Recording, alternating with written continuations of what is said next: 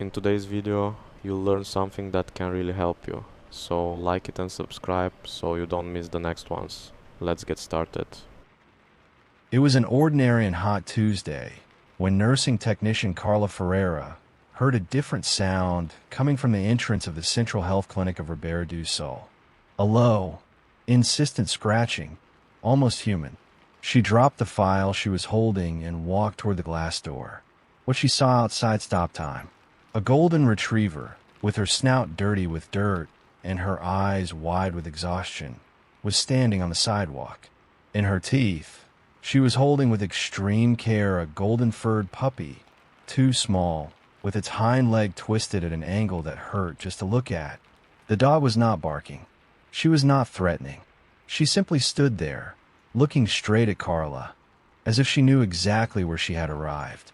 Carla slowly opened the door. The dog entered. She did not run, did not sniff the corners, did not show nervousness at the sounds of the hallway.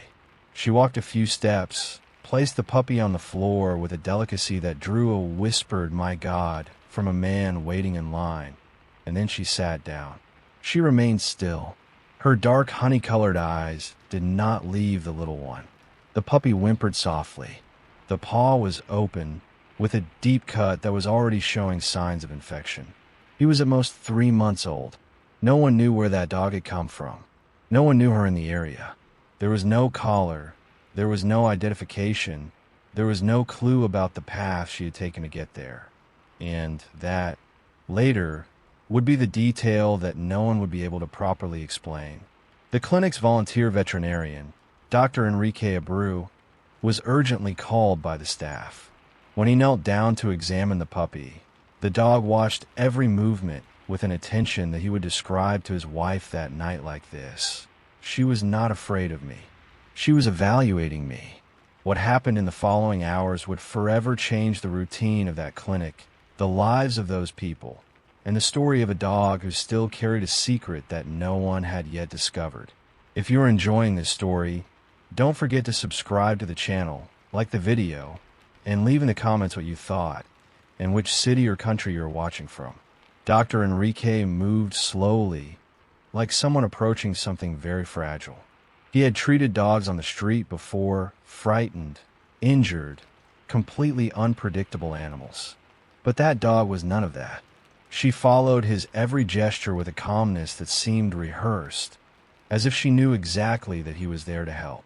The puppy had an extensive cut on his right hind leg, probably caused by barbed wire or glass. The wound had been open long enough to begin to get infected. Without treatment that day, there was a real risk of septicemia. Enrique asked Carla for supplies and began the cleaning procedure. It was at that moment that something strange happened. The dog stood up, took 2 steps toward the puppy, and, with her snout, gently touched the veterinarian's hand. It was not a bite. It was not aggression. It was almost a request. Enrique raised his eyes to her and said in a low voice, "I know. I'm going to take care of him." She returned to her place and sat down again. Carla, who was watching everything leaning against the wall, had to look away for a moment. As the treatment progressed, the clinic staff tried to find out something about that dog. No resident on the street recognized her. The municipal kennel had no record of any call matching her description. On the neighborhood social media, absolutely no one had posted about a missing golden retriever. It was as if she had appeared out of nowhere, with a single purpose, on that specific day. What no one knew yet was exactly where she had set out from that day. And when that information finally came to light, it would completely change the way everyone saw what was happening there at that clinic.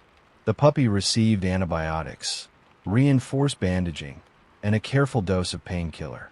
Throughout the entire procedure, he did not take his eyes off his mother, and she did not take her eyes off him for a single second.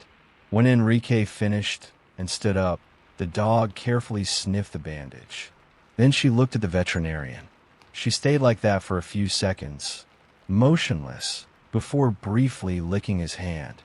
There was something in that silent gesture that none of the 6 people present in that hallway would be able to describe precisely afterward. It was not gratitude in the common sense that the word usually carries. It was something else. Something older, deeper, harder to name. And there was still a part of the story that no one had noticed yet. It was the community health agent Dona Teresa who discovered first. She had arrived at the clinic in the late afternoon to deliver a list of families for home visits. When she saw the dog in the hallway, she stopped, tilted her head, left without saying anything, and returned 15 minutes later with her husband, Mr. Valdesir, a man of few words who has worked for years collecting trash in the Cruzeiro neighborhood. He looked at the dog for about 3 seconds and said, "That's Mel. She lives up at the top, at Mr. Arnaldo's house." The name caught everyone by surprise. Mel. Simple, direct, exact for that dark honey-colored fur. Arnaldo Custodio was 72 years old, had been living completely alone since his daughter moved to another city, and had Mel as his only company for 4 years. According to Valdesir, the man had not been leaving the house much in recent months. Serious knee problem, he would say when someone asked. Carla picked up the phone and called the number that Valdesir had written down on his cell phone. A tired, slightly confused voice answered. Arnaldo took a few seconds to understand what Carla was explaining. Then he remained silent long enough for her to ask if he was still on the line. "She went there," was all he said. Carla confirmed it. She told him about the puppy, about the injured paw, about how Mel had entered the clinic without barking, without running, simply placing the little one on the floor and waiting. On the other end of the line, there was a low, restrained sound that she could not classify at the time.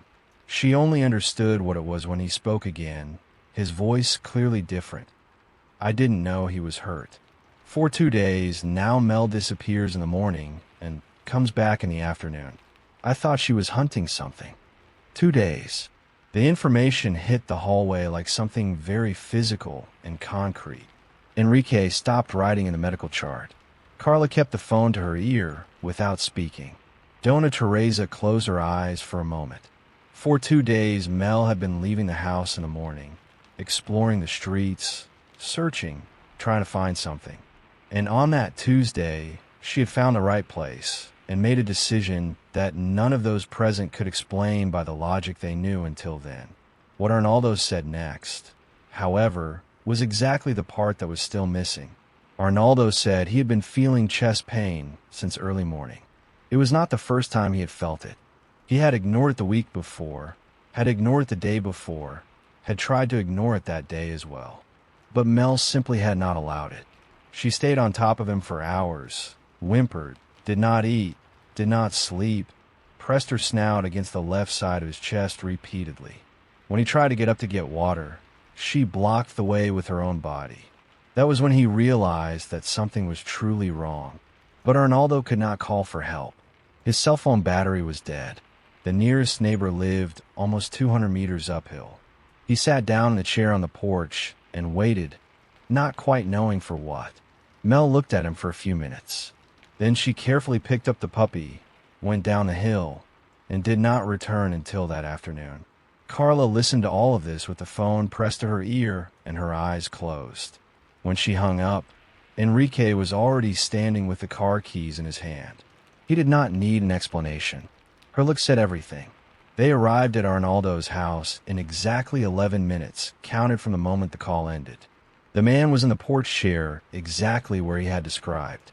Pale, sweaty. Our community grows with every comment, so don't forget to leave yours and subscribe. I love to see how far our videos reach, so tell us in the comments. What state or country are you from? With a pain radiating from his chest to his left arm that he tried to downplay when he saw them. "There is no need for all this," he said, with that characteristic stubbornness of someone who had spent his entire life without asking anyone for help. Enrique did not waste time. Heart attack in progress. He called Samu while Carla, already kneeling beside the man, held his hand and spoke in a low, steady, present voice. Mel was beside Arnaldo. When Enrique approached, she did not step back. She stood still, the puppy lying between her paws, and let the doctor work. as if she knew, once again, that it was time to trust. Samu took 17 minutes to arrive. Arnaldo was stabilized still on the porch and taken to the hospital in serious, but fully manageable condition. The cardiologist who treated him later said that if he had remained alone for a few more hours, the outcome would have been completely different. Mel stayed on the porch with the puppy until Carla personally returned to pick them up. She did not leave. She waited patiently. Arnaldo was hospitalized for 12 days. His daughter, Roberta, took the first available flight when she received Carla's call. She arrived at the hospital with red eyes and trembling hands, and the first thing she asked about was Mel. Carla had taken both of them there that night, improvising a bed of blankets in the service hallway. No one questioned it. No one told them to leave. The puppy, whom Roberta named Peep on the second day, recovered without complications. The paw healed well, the antibiotic worked, and within a week he was already crawling through the hallway with that puppy clumsiness that still does not quite understand his own legs. Mel did not leave the clinic until the day Arnaldo returned. When the car stopped in front of the house, and he got out slowly, leaning on Roberta's arm, Mel was on the sidewalk. No one had arranged anything. Carla had simply told Roberta the time, and Roberta had told her father, and somehow everyone understood that this was the right moment. Arnaldo bent down with difficulty, ignoring the doctor's recommendations about exertion, and let Mel press her snout against his face. They stayed like that for a time that no one measured, but that everyone who was present describes in the same way, long enough to matter. Roberta requested a job transfer 3 weeks later. She returned to Ribeira do Sul. She said that there are things an emergency phone call teaches that years of distance erase without us realizing it.